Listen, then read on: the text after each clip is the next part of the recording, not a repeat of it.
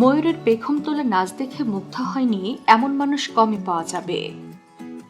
মজার ব্যাপার, শুধু পুরুষ ময়ূরদেরই এই কারুকার্যময় বিশাল পেখম থাকে। সঙ্গীকে আকর্ষণের জন্য তারাই লম্বা পেখম মিলে নৃত্য করে।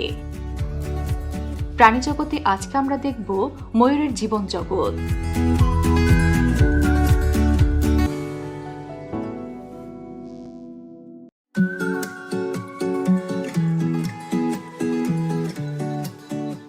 ময়ূর পাখির আদি নিবাস এশিয়ায়, তবে বিংশ শতকে আফ্রিকাতেও নতুন এক প্রজাতির ময়ূর দেখা গেছে।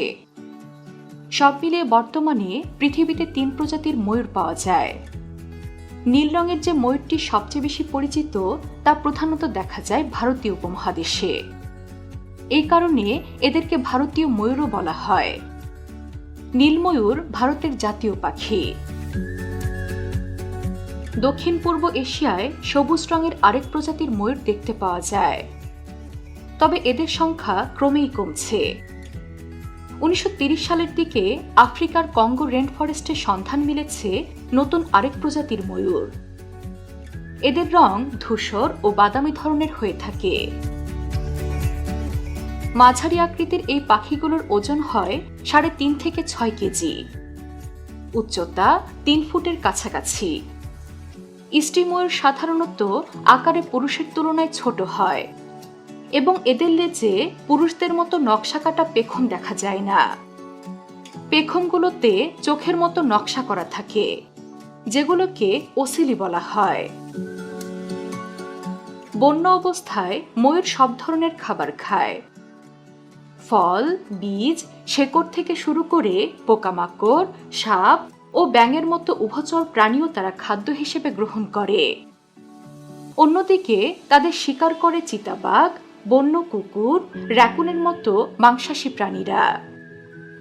তবে ময়ূর সবচেয়ে বেশি হুমকির মুখে পড়েছে মানুষের জন্য। প্রাণী পাচারকারীরা প্রায় ময়ূর হত্যা করে তাদের পেখম, মাংস ও ডিমের জন্য। তবে শিকারীদের থেকে অন্যদের সতর্ক করতে তারা উচ্চস্বরে চিৎকার করে। তাদের গলার আওয়াজ খুবই তীক্ষ্ণ হয়ে থাকে। এছাড়াও প্রজনন মৌসুমে স্ত্রী ময়ূরকে আকর্ষণ করতে পেখম মেলে নৃত্য করে পুরুষ ময়ূর, ডাকতে থাকে তীক্ষ্ণ স্বরে। প্রজনন মৌসুমে নারী ও পুরুষ একাধিক সঙ্গীর সাথে মিলিত হয়। মেয়ে ময়ূরেরা সাধারণত একসঙ্গে 4 থেকে 6টি ডিম দেয়।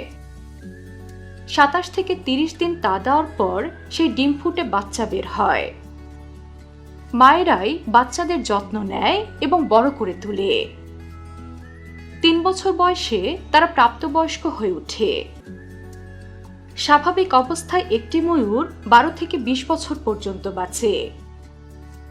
আনন্দের বিষয়, ভারতীয় ময়ূরের বংশবৃদ্ধি হচ্ছে দ্রুত এবং এর সংখ্যা 1 লাখেরও বেশি।